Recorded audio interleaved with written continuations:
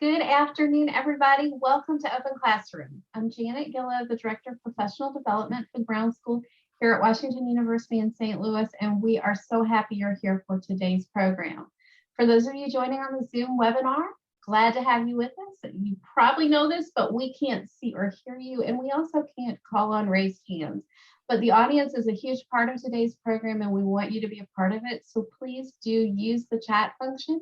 You are welcome to send in your questions, comments, thoughts at any time during this program. You can send things in that only the hosts and panelists can see, or you're welcome to share thoughts with the full room. That's up to you. I want to extend a special welcome to anybody joining us on YouTube, either in real time as our live stream, or perhaps viewing this as a recording later. Glad to have you with us and want to make you aware that we're not able to moderate Q&A through YouTube. So before we get started with today's program, I just want to let you know what we have coming up on Open Classroom. We are kind of ticking down towards the end of the year, 3 more programs before the end of the semester. We're going to be back on tomorrow with the program, What Do People Mean When They Say AI, ML, Big Data, or Data Science? Dr. Liberty Bittert with Washington University's Olin School of Business is delivering a talk that's part of our Artificial Intelligence in the Social Sciences series. And then next week, 2 programs. Tuesday, December the 14th, one of our Africa Speaks programs entitled Running with a Light Bulb, My Journey of Conquering Obstetric Fistula in Uganda. Brown School alum Alice Umesu is going to be speaking to us. And then our final program of the semester, Thursday, December 16th, is part of the Inclusive Perspectives series on increasing employment opportunities for people with disabilities. Kimberly Lackey from Paraguay will be with us. So we have those programs. We have literally dozens of things for spring already open for registration. I'm going to throw a link in the chat in just a second, but these programs are meant to include you and all your friends and colleagues. Please do feel free to come back to us. But now to start today's program, I'm pleased to pass the microphone over to Barry Rosenberg, Professor of Practice here at the Brown School and the Director of the Center for Human Services Leadership. Please take us away, Barry. Thank you, Janet, and thanks to your team at the Office of Professional Development for bringing accessible education to our community. I want to thank our partners today, the St. Louis Regional Data Alliance, the Community Innovation and Action Center at the University of Missouri at St. Louis, the Clark Fox Policy Institute, and Washington University's Social Policy Institute. And I want to welcome to all of you who are here online. The Center for Human Service Leadership at Brown is dedicated to improving the knowledge, skill, and impact of the current and future leadership of human sector organizations. Now, today, our primary work is centered at Delmar Divine, the new nonprofit co-location facility that will house an innovative, collaborative community organization, help strengthen the surrounding neighborhoods, and help erase the notorious Delmar Divide. At Delmar Divine, which is going to open on January 1, the center works to strengthen the leadership and management capacity of our tenant organizations and employees. Now, we are awash, and some might even say we're drowning in an ever-expanding data-rich world. Some of that data appears incomplete, sometimes it's contradictory, much of it is hard to interpret, and we struggle to make sense or to make good use of it. But without carefully organizing and then analyzing that data, it cannot provide insight or guide rational decision-making. And that problem is magnified in the nonprofit sector, and particularly here in St. Louis region. Until just recently, we've had rather limited ability to compile and organize and analyze and use local nonprofit sector data. And while there are national state of the sector reports, and many of you probably receive them, their use is rather limited unless we have local data that we can compare ourselves to national trends. And even when that data is available, we find that a lot of nonprofit organizations, they may lack the time, they may lack the skill to actually do the analysis, and they also have limitations in their own ability to use their own data and use it effectively. And that's beginning to change with the establishment of the St. Louis Regional Data Alliance, as well as efforts here at Washington University and among others to enhance data collection, data literacy, data skill, and data-driven decision-making. This effort is critical to better understand our community and frame important questions, to enhance the effectiveness of individual nonprofits, to provide better a better ability to direct services to those in need, and particularly to support policy advocacy and action to create change in terms of human sector service. Now, the nonprofit indicators report, which you're going to hear about today, is an enormous step forward for our community. I'm already using it in my teaching to help our students gain a more nuanced understanding of our local human service ecosystem. The report's going to help us benchmark against peer communities. Are we doing better or worse? Are there aspects of our community that differ from the national norms and require locally relevant strategies? And then by looking at variations in our local geography, we might be better able to identify and address social and racial equity issues. And then over time, looking at data longitudinally will help us understand whether as a community we are improving and actually moving the needle. So today you're going to get a glimpse of the treasure trove of data that the report contains, as well as thoughts about directions forward to deepen the region's data capabilities from an exceptional panel. I'm pleased to welcome Paul Sorenson, just recently named co-director of UMSL's Community Innovation and Action Center. Paul leads the Regional Data Alliance. He received his MSW from the Brown School and is pursuing his PhD in political science. And he's been honored by the St. Louis Business Journal and Focus St. Louis. Joining Paul is Professor Sapna Varkey. Sapna is Assistant Professor of Nonprofit and Public Management at the University of Missouri, St. Louis. She received her PhD in Public Administration from North Carolina State and a Master's in Public Administration from East Carolina University. Her research focuses on organizational performance and the institutional pressures and organizational structures and practices that influence organizational outcomes. And we're pleased to welcome Jorge Riopedre, my partner, and the executive director of Delmar Divine. Previously, Jorge was the founding president of Casa de Salud, providing important health care to the immigrant and refugee community in St. Louis. And he's a graduate of Loyola University in New Orleans. Paul, to you. Okay, well, thank you, Barry, for that introduction. Welcome everyone here on YouTube, wherever else this is broadcast. I don't know, Janet, where else this goes after the fact. We're delighted to be here today. So it's my job in the next little bit of time to summarize a 93-page report. I have 40 slides and I have 20 minutes. So we're going to go at a little bit of a sprint, but hopefully, give folks a sense of the major findings of the report. Of course, there is plenty more to dive into from there, but I wanted to give folks a warning that I will be flipping pretty quickly, hopefully not too quickly, to give people a sense of what we found about the St. Louis nonprofit sector, and also importantly, what we didn't find, because the data is not publicly available, to help us, draw some key conclusions about where we are and where we need to go. So like Barry said, I am a co-director of the Community Innovation and Action Center at UMSL, also lead the Regional Data Alliance. Many of you on the call are already connected to the RDA. If you would like to learn more or become a member, it's free, easy to join. There's a link there at the bottom of the screen, and you'll also be getting these slides here in the chat in a second, so you don't have to scribble that down too quickly. Our goal is not to use data for data's sake, but to pursue racial equity and community well-being. We spent a long time thinking about data infrastructure and supporting data people. And this report is one of our ways that we're trying to build infrastructure and knowledge across the region. So the nonprofit indicators report launched a couple months ago. It's a hefty 93 pages, but we think well worth it.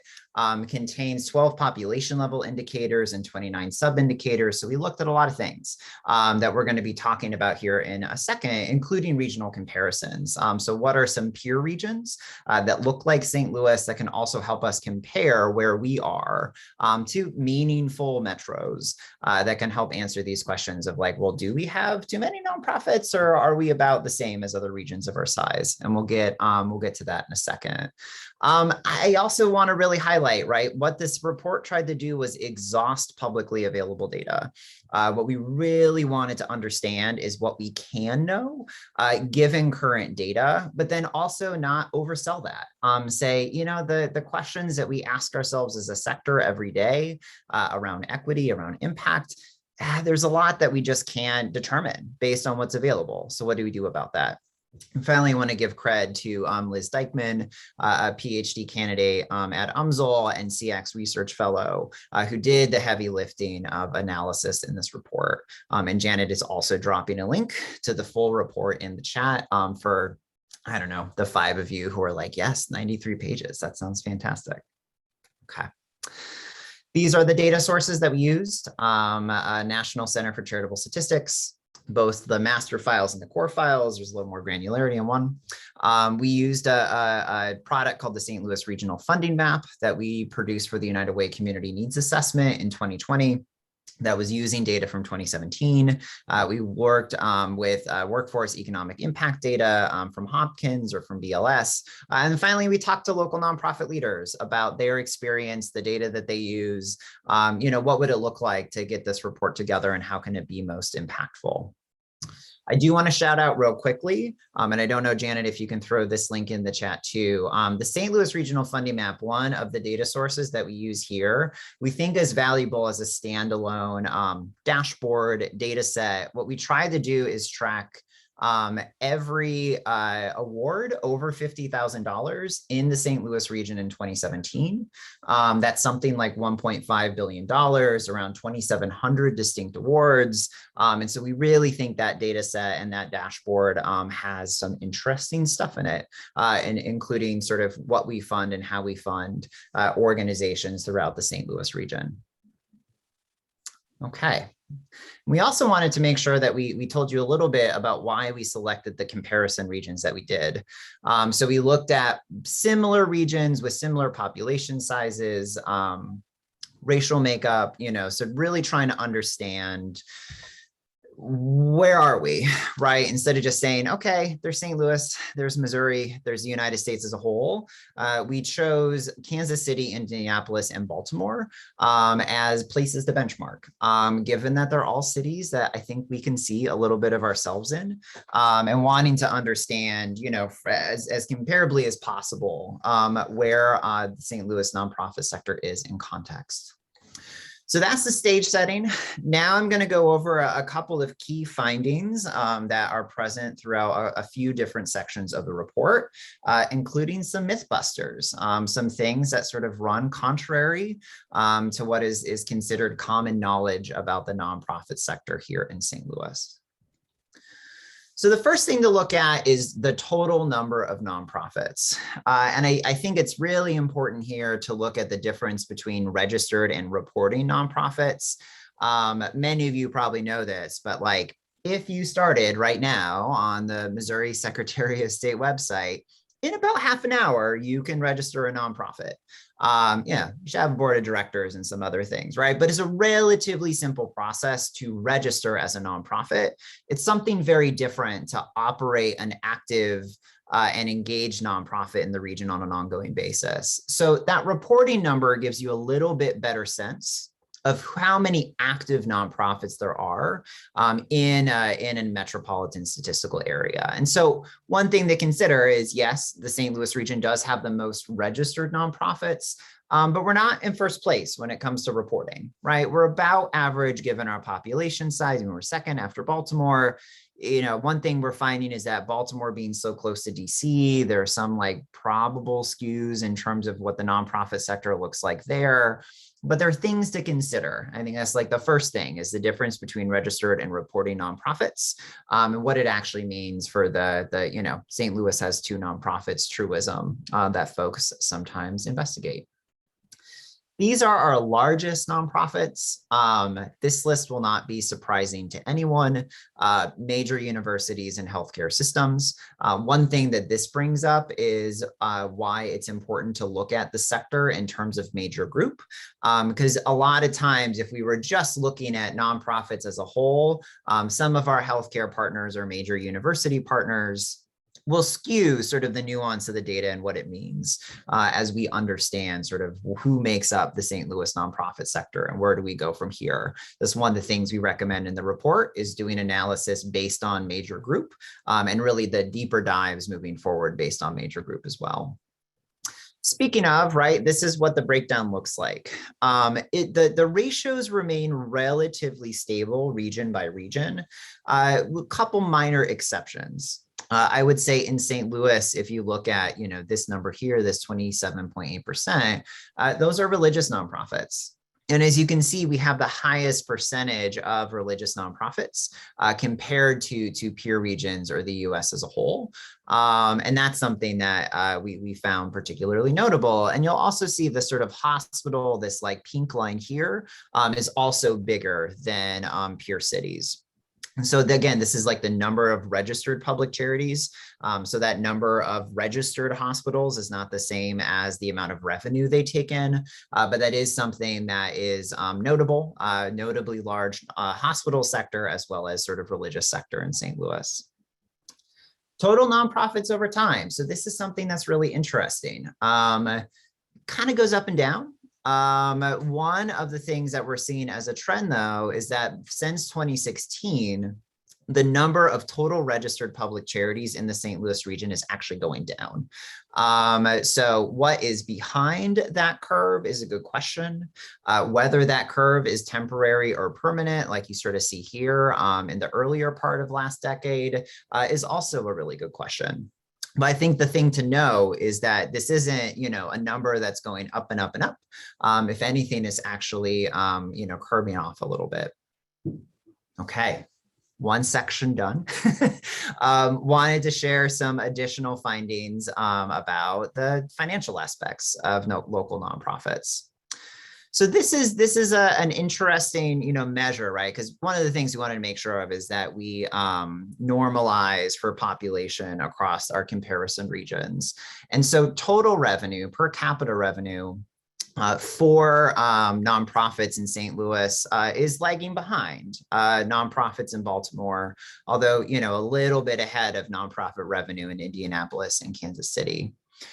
What's interesting here, I think, is also the difference between participation and contributed revenue. So the easy way to think about this is participation is like tuition or hospital bills or things or membership in a certain organization in which you're receiving some sort of benefit. And that, drives quite a lot of the overall funding for the St. Louis nonprofit sector. And if you look at our contributed revenue, so this is revenue that is fundraised, donated, otherwise given to support an organization's activities, that's actually lagging behind per capita in St. Louis, as compared to other peer regions. So it's like an interesting thing, where the nonprofit sector in St. Louis takes in quite a lot of money, but primarily it's participation driven revenue, which if you think back to the top 10 nonprofits, eds and meds, makes some sense. Still, though, I would say that contributed revenue number is a little interesting, especially given our reputation as a charitable city, which is true in some ways. We'll get to that in a second. But, if you look at it in terms of overall nonprofit budgets, it paints a slightly different story. This is interesting too, revenue by major group and understanding the difference between contributed and participation revenue. And you can see this curve here, given that hospitals have the vast majority of their budgets through participation revenue, as well as, higher education and healthcare. And then it sort of evens out in different ways in other major groups. So worth looking at the nuances there. Employment expenses, also very important, and how we pay our people in the nonprofit sector as opposed to other peer communities. Again, Baltimore's nonprofit sector is a little larger than ours. They pay employees a little bit more, which also makes sense given the region that they're in, and probably a number more national nonprofits that call Baltimore home as opposed to St. Louis. But there's still quite a lot of employment expenses across the board.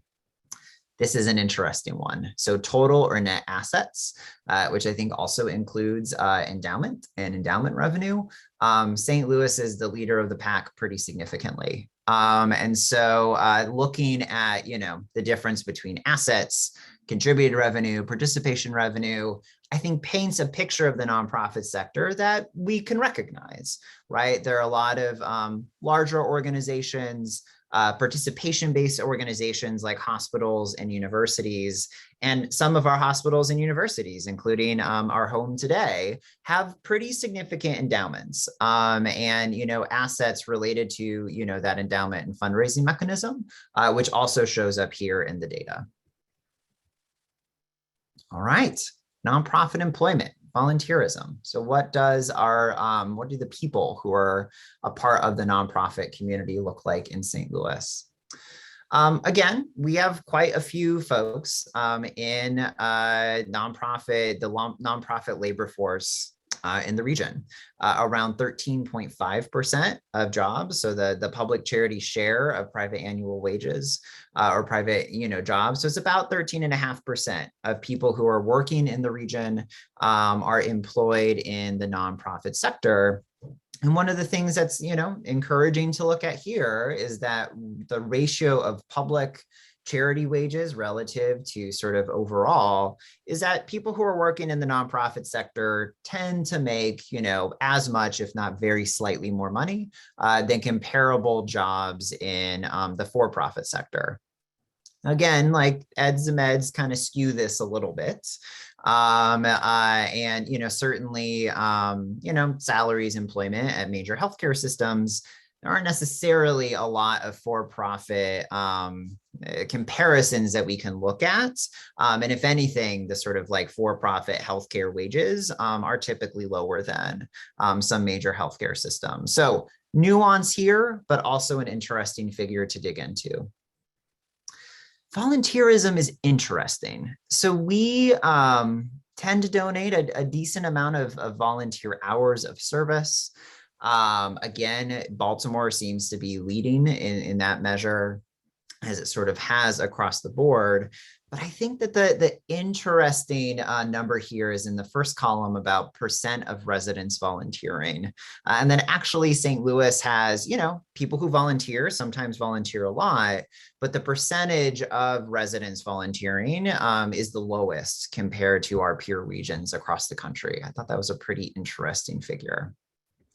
And same if you sort of like turn those hours of service into an estimation of like, what is that volunteer service worth?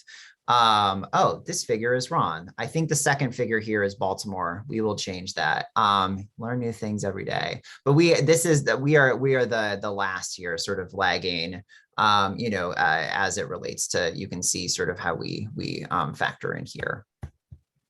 All right. Finally, nonprofit funding. So an interesting thing here, right, of the people who are contributing charitable contributions, so who report charitable contributions on their tax returns, St. Louis is very charitable. So $17 is charitable contributions per tax return. I think is an interesting sort of comparable number as opposed to peer regions. There's a little bit of nuance if you dig into those numbers, though, about how many people are contributing.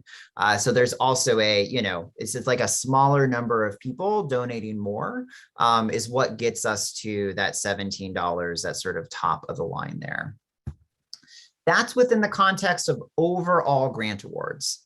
And this is also something that's really interesting. So when we did the funding map with the United Way a few years ago, what we found is that the federal government far and away was the primary funder of the nonprofit sector in the St. Louis region. But it wasn't followed by national philanthropy or state government. It was followed by local philanthropy.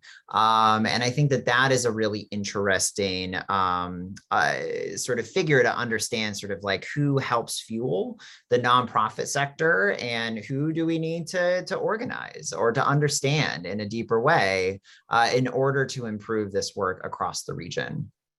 This is not compared to other regions because this took a lot of individual data collection in the St. Louis region, some Freedom of Information Act requests, really trying to track down as much funding as we could.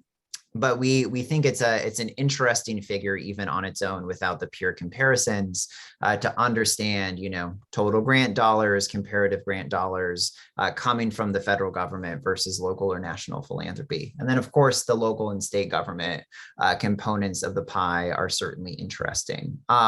One thing to note is that we tried to track from initial source. So if it was a federal grant that was passed through the local government to a nonprofit, we counted that as federal government, and tried to understand where local funds or state generated funds really came into play. All right. So those are many of the slides and overview, and I know I'm running out of time, so I'm going to go over these pretty quickly. Some of them are repeats of what we've heard. We lag behind in per capita nonprofits, even though we have quite a bit of registered nonprofits, is an interesting thing to grapple with when we think about how many nonprofits is too many, and are we really that different from other regions across the country? It seems like the answer is no. Religious organization, hospitals really thrive in St. Louis, I think is also apparent to those of us who understand the sector here. The number of registered public charities in St. Louis is declining or has been declining for the last 5 years. We'll see how the pandemic impacts that. But I think that's a really interesting figure to grapple with.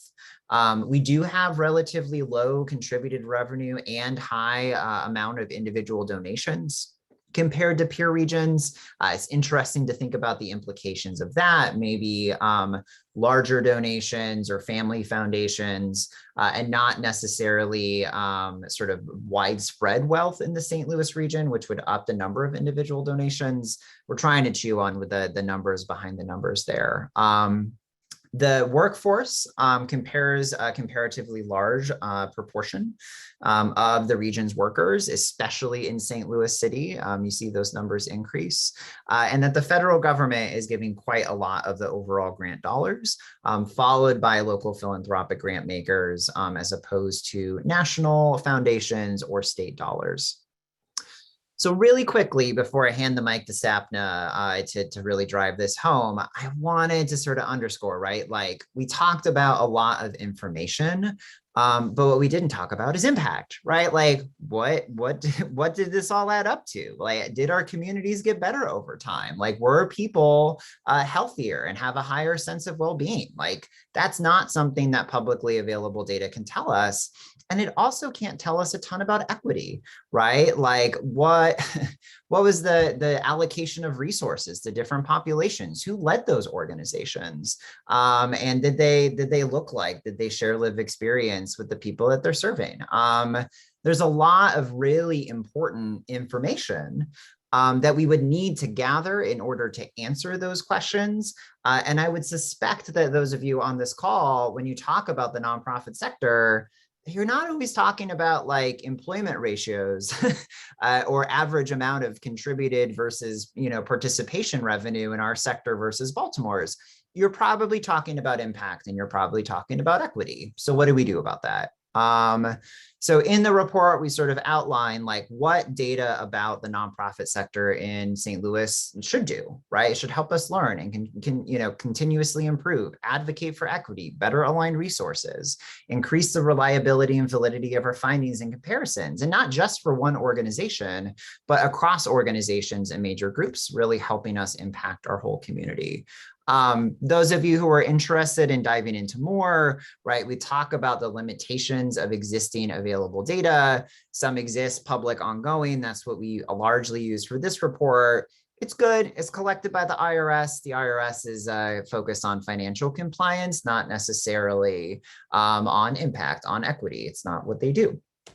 So what would we need to do then to collect information that would be more representative, more comprehensive, more sustainable over time? So we recommend collecting information in 3 major categories: demographic representation, organizational reach, and financial health, in order to help us answer some of these deeper questions. Wanted to note that this does not include outcome or impact measures. because it's really hard to do that from like a top-down standpoint. Like that's the day-to-day work, is to figure out how are we trying to make an impact? What is our program model? But those things will become more meaningful and more comparable across organizations if we have more comparable information about demographics, organizations, and then comparable information about financial health that goes beyond what the IRS collects. So that's really what we're leaving you with, right? Like there's some stuff in the report about how we may be able to set up a regional nonprofit data hub, a lot of work to do. But again, what we tried to do is look at the data that exists, squeeze everything out of it that we could in terms of insight about our sector, but then say, what are the questions we really want to answer, that there needs to be some additional digging before we can make that attempt. Happy to talk more if folks would like to talk more. But for now, I am going to stop sharing my screen and hand the mic to my colleague Sapna to talk a little bit more about what's next.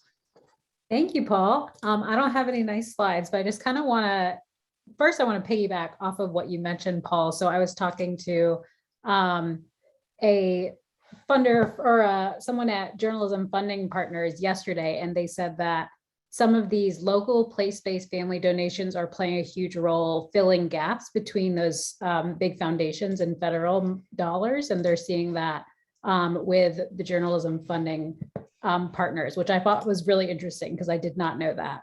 And so really I will be focusing on equity and impact. And this report is phenomenal. I'm glad that Barry mentioned that he's already sharing it with his students, because I'm going to do the same thing for my nonprofits and social equity class next semester. And so from what I understood from the report, we're doing amazing things. We're able to see what's going on, but we also know that our nonprofits are kind of working in, some of them are kind of working in their own silos. And part of what I think we can do a little bit better by creating that regional data hub is allowing our nonprofits to learn about equity and impact from each other. And so thinking about the value of developing and maintaining that regional understanding of nonprofit equity is important to the applied work that nonprofits are already doing, right? The practitioners that are on the ground. If I am working in an organization, I want to know how other similar organizations are incorporating equity in their, not only in their missions, but also in their day-to-day functioning. Like, what are you doing differently every day that makes equity a big portion of your efforts? And I'd also, think that people in those organizations would want to know how equity is incorporated differently based on major groups of nonprofit organizations, right? Community improvement versus healthcare versus education. And then I think those practitioners would also be able to learn about different approaches and incorporating equity into their practices from each other. And I think that, so much of what we learn is from our peers. And I think that could also kind of come to play with the nonprofits in our region. And so I also, I might be preaching to the choir a little bit, but developing and maintaining that regional understanding of nonprofit equity is also valuable to academic research. Obviously, not everyone cares about that, but I know that we have lots of universities and lots of people who are doing academic research on the nonprofit sector. And just wanting to, personally, I want to learn, I know that there's no one best way to achieve these equitable outcomes in communities, but I know that people are doing things differently, and there's room to set up some natural experiments or really think about how organizations are successfully addressing equity in their own communities, and how we can learn about that from other organizations and maybe compare and improve with each other. And one of the other things that I think would be valuable is really understanding the sticking points as organizations are trying to improve equity, right? Say, I work for Save Our Sons, and I am trying to make some changes, but there are some challenges that I'm incurring along the way. And so learning about those and being able to share those realities with other organizations would be really important. In terms of developing and maintaining a regional understanding of nonprofit impact, obviously, I think that's huge. I focus on performance in organizations, and I know that many organizations don't have the resources, the research time, or the ability to even measure an impact or measure the impact their organizations are having. And so creating a public shared set of impact measures, not necessarily for organizations to adopt automatically, but to at least get them thinking and get the juices flowing about how they can think about their organization's performance is important. I do that with my program evaluation courses. I have them pick a St. Louis nonprofit and, right, like College Bound St. Louis or Save Our Sons or the SLU Prison Education Program, and think about the performance measures that they should or could be using, and then try to share that with that organization. So even maybe they already know it, but if they don't and don't have the bandwidth to create it, then our students have done something useful for an organization as well. And so I also want to talk about, if you'll join me in the weeds a bit, to think about some of the nuances when we do try to incorporate equity in our organizations, right? Thinking about process implementation and giving organizations a toolkit to be able to implement these things in their organizations is also going to be important, and something that I think we can better develop and share with nonprofit organizations by creating the shared data house. And I want to turn over, I want to share one resource that I think could be helpful for organizations that are looking to improve equity and inclusion. This is a toolkit that was designed to be used broadly by professionals who work with young people and to improve cultural responsiveness. I did not develop this toolkit, but I learned about it from some colleagues in the St. Louis region. And so just zooming out, right, not to say that we have to share all of our toolkits and all of the resources that we have, but to say that there is room to share some of it and at least share some of the nuances of how we implement these pieces in our organization could be another way to help us move the ball forward.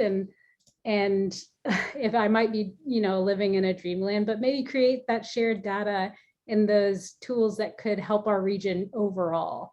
And so I'm happy to talk with anyone about my comments or just about the nonprofit work in general. And I'll turn it over to Jorge. Thank you, Sapna. I'm just going to confine myself to a few comments to make sure that we have plenty of time for the Q&A. And first of all, I want to say congratulations to Paul and his colleagues for really putting together a thorough and thought-provoking report that I think is going to have a major impact. I'd say the couple of findings that did leap out at me again, you talked about the 10% contraction since 2016. It, for me, goes against the conventional wisdom of that the nonprofit sector continue to grow. Time will tell whether this is a good thing, where we have consolidation and less duplication of services, or a bad thing where high impact agencies are actually simply not being able to find the resources to be able to continue operating. I also, again, thought it was quite interesting to see the St. Louis region in its less charitableness than perhaps we had thought, not only in terms of contributory funding, but through volunteer time, and it would be interesting to explore whether there is some kind of connection between those. And given that individual giving is still the deepest well for many nonprofits, especially those relying on contributed rather than participatory revenue, it would be good to get a better understanding of why we're lagging behind peer cities in this category. The other thing that we didn't get much chance to talk about because Paul was on his roller skates there to try and get through in 20 minutes, but section 9 from the report, where really talked about restrictions imposed by funders on nonprofits, and the different types of required reporting, the different types of grant applications, and that the impact, the negative impact that might perhaps be having on nonprofits as they try to acquire the funding that they need. I found that to be a really, really interesting, compelling part of the report, both from the funder perspective, where perhaps funders are perhaps even unconsciously acting in ways that are actually working against making nonprofits more effective. And of course, and as Sapna mentioned, all too often working in silos, that nonprofits themselves then find it more difficult to collaborate in ways that could strengthen them in their work. I think that this is something that the report really brings out and that needs a lot more emphasis on it. This is one of the things where I think Delmar Divine will be something that contributes to what this report is trying to get at. We're going to have 30 nonprofits with us, and part of that work will be, especially through the Center for Human Service Leadership that Barry is leading, to try and find more ways to break out of those silos, to actually work together, to not be in a competitive mode, but rather in a collaborative mode, and therefore really try to share data and share resources in whatever way is feasible, so that the individual nonprofits and the larger nonprofit sector become stronger.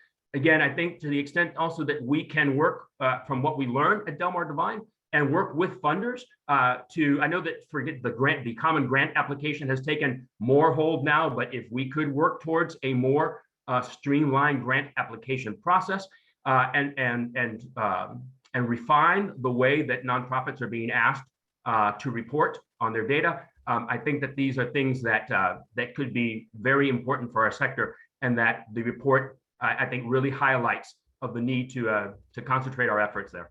So I'll leave it at that. Well, thank you all for extraordinarily rich and thought-provoking presentation. We've got a few questions. I'm going to pose some, but I'm actually going to ask the people online. We'll just do a little bit of data gathering here ourselves. What are the biggest questions that you have related to data that would help you in your work here in St. Louis? And we'll be able to compile, and we'll give Paul and his colleagues some more work to do. A couple of questions wanted to drill in a little bit more into some of the data. Where would we get this data on volunteerism? What would be the impact of the change in tax law related to the number of people who are actually itemizing their deductions, and how might that affect the acquisition of data in the future, particularly around philanthropy and giving? So those are two that you might want to touch on, Paul, or anybody else. But I'd also like to expand that, because we talked just for a moment about national studies and how can we better use them here in St. Louis. Information that is coming out on volunteerism, information that is coming out on philanthropy. So that's a lot, Paul, but give you a few places to go. Yeah, I mean, one thing that certainly our colleague Liz dutifully did is sort of track pretty extensively the different data sources that are present in the report. So I was just looking up the one on Volunteering America to try to understand sort of, what that data set looked like. Those data really came from that survey. I'm not entirely sure if they have sort of deeper numbers within that survey itself that could tell you more about volunteerism. And Barry, it's a really good question about the change in the tax law and the sort of doubling of, sort of when people will itemize deductions, and because that itemization data is really important for us understanding sort of who is giving where, and if it's not reported, some of that can go unseen.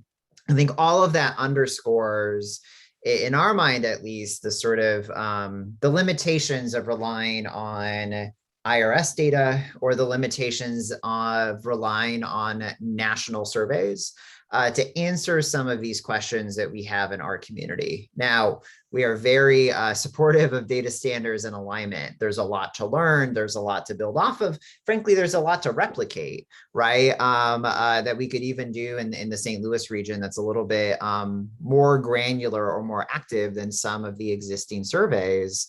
But I do think, the goal is for people in the St. Louis region, including many of you on the call today, to be able to ask questions that are relevant for St. Louis in a way where we are collecting and, cleaning, analyzing, making transparent information about what matters most to the St. Louis nonprofit sector, and not necessarily just what matters most to the IRS or what matters most to, one researcher out of Hopkins.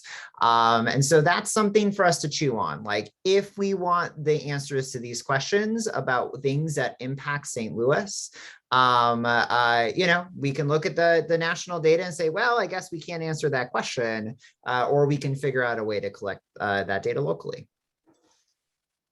Sapna, were you going to add anything to that? Did you want to say anything in relation? No, I really am just, agreeing a lot with Paul. It's just being able to collect that data and share it with each other, not only the organizations and the researchers in the area. I think we could.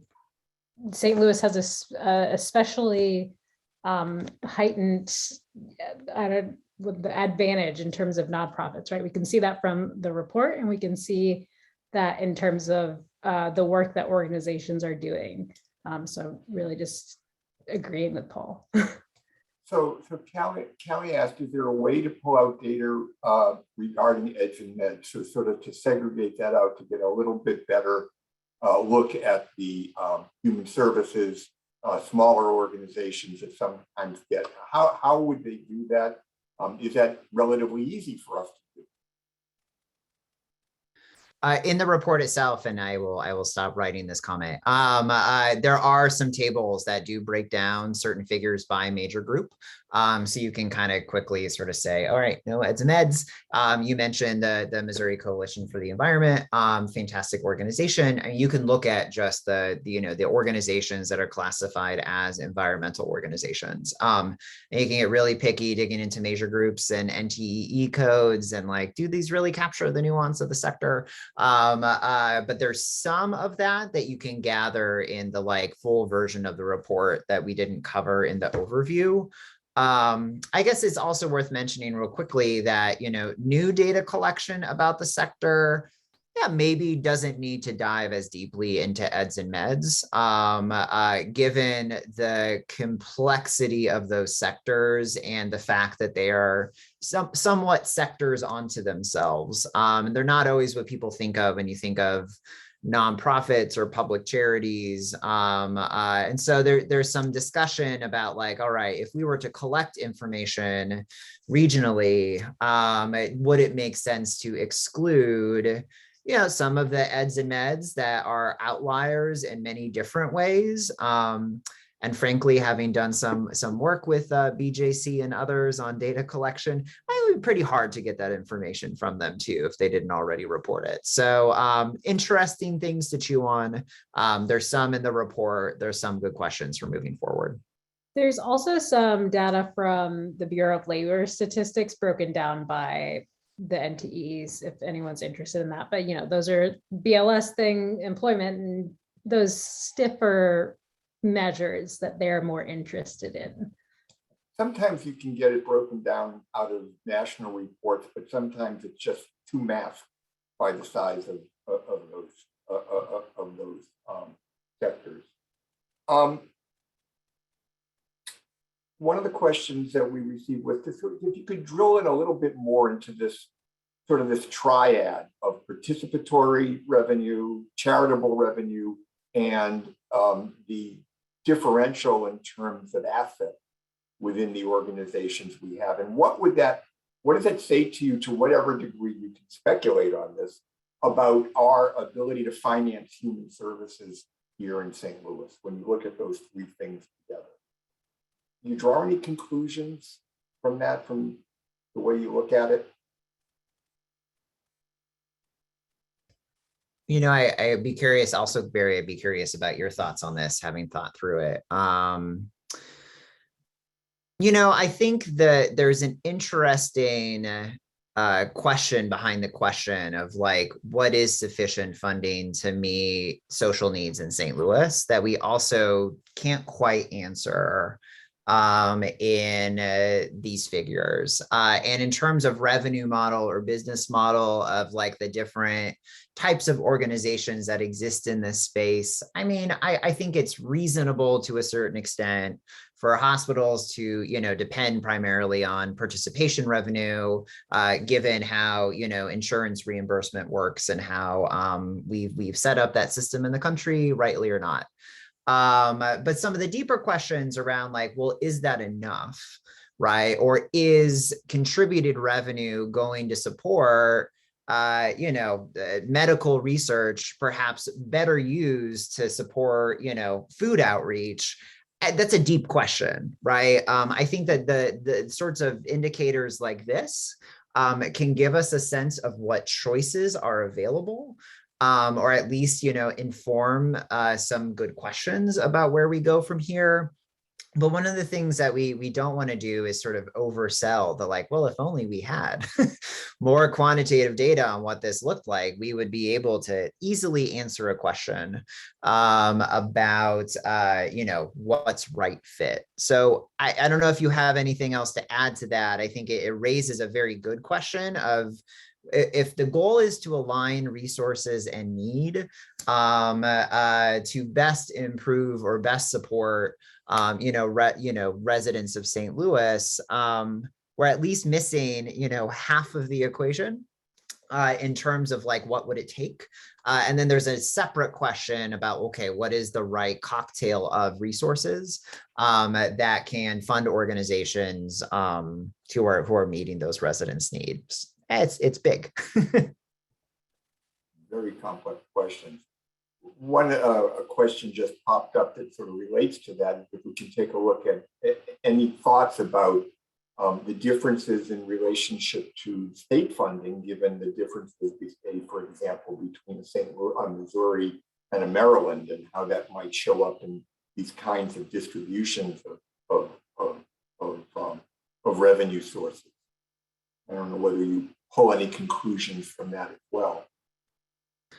Yeah, I saw, Justine's question in the chat. I think my sense is that probably the federal government is the largest funder of all sectors across the country, but then the ratios, right, may change place to place. So yeah, I wouldn't be surprised, for instance, if the state of Maryland had a much higher comparative spend on the nonprofit sector in that state than Missouri does on our sector here.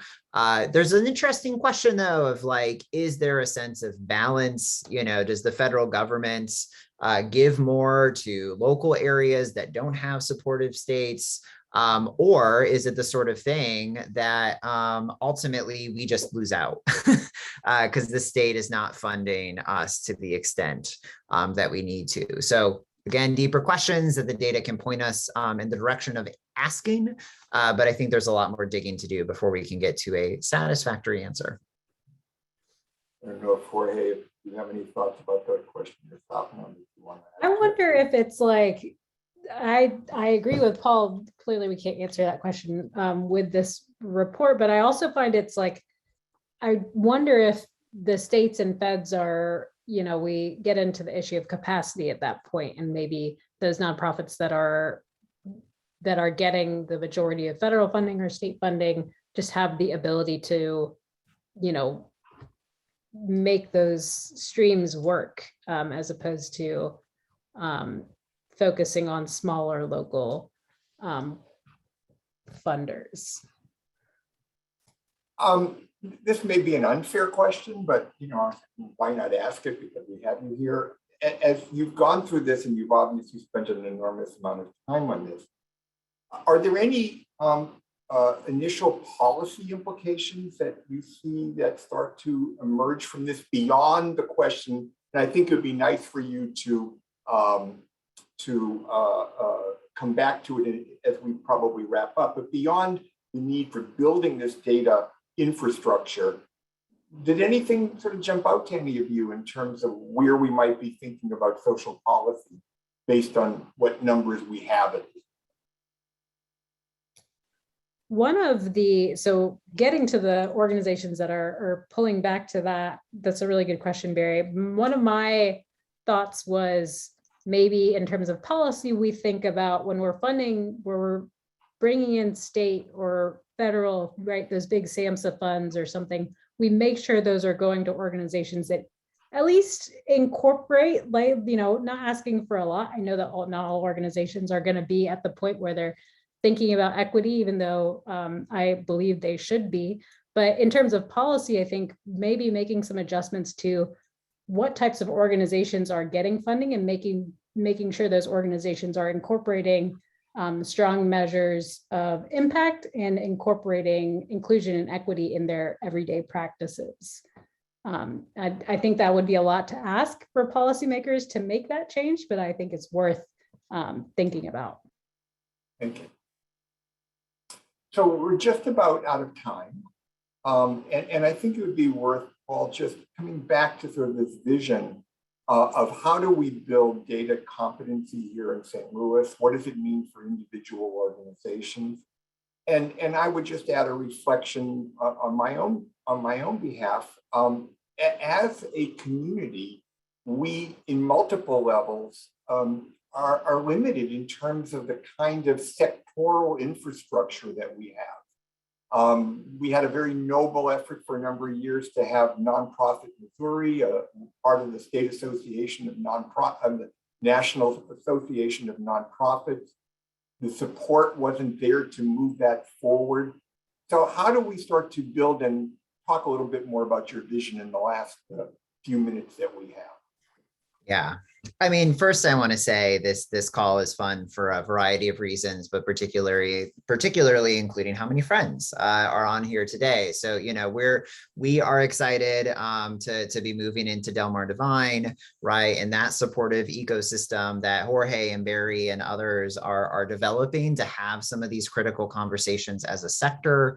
Super thrilling, right? Like our work with Sapna and colleagues at the Masters in Public Policy Administration program and across UMSL's campus, also really delightful. And, the Social Policy Institute at Washington University and the Data Science for Social Impact Initiative is also something that we're very excited to think and partner, through sort of those questions that you're asking, Barry, like what infrastructure is needed. Our lane is sort of on data infrastructure, but then within the ecology at Delmar Divine, the Brown School, UMSL, and otherwise, and asking these bigger questions about what is needed from a workforce standpoint or from a physical plant standpoint, like all sorts of really good questions about where we go from here. And I'm excited to embark on those next steps with all of you. I don't know if Jorge, you also have a last word. No, only to say that because I commented earlier about how I thought that the 30 nonprofits at Delmar Divine are going to make a nice little petri dish of really working on some of the stuff you're talking about. But I want to emphasize that even though we're starting there, we do intend to extend our programming and these conversations to nonprofits who do not reside at Delmar Divine. We have to get our feet under us here at the start, but that is completely our intention, so that we are not creating our own silo at Delmar Divine, but rather incorporating as much of the nonprofit sector into the conversation as possible. So I just wanted to emphasize that. Sapna, do you have any last thoughts? I'm glad Jorge mentioned that. And I think definitely at UMSL, we're also trying to make sure we're sharing best practices and things like that with a broader nonprofit community. And I am excited that Delmar Divine is doing it. We have SIAC and all of these pieces working together, hopefully to share best practices and really kind of support each other. Well, together we will build this. So I want to thank you, Paul, Sapna, Jorge. Also want to thank you, Janet, for keeping us focused and on time. And to all of you, this is just the beginning. It's a major step, but there's so much more work to be done, and we want to work and do that with you. So be well. Best wishes to all of you for wonderful holidays, and we'll see you the next time around. Absolutely. Thank you all. Thank you all.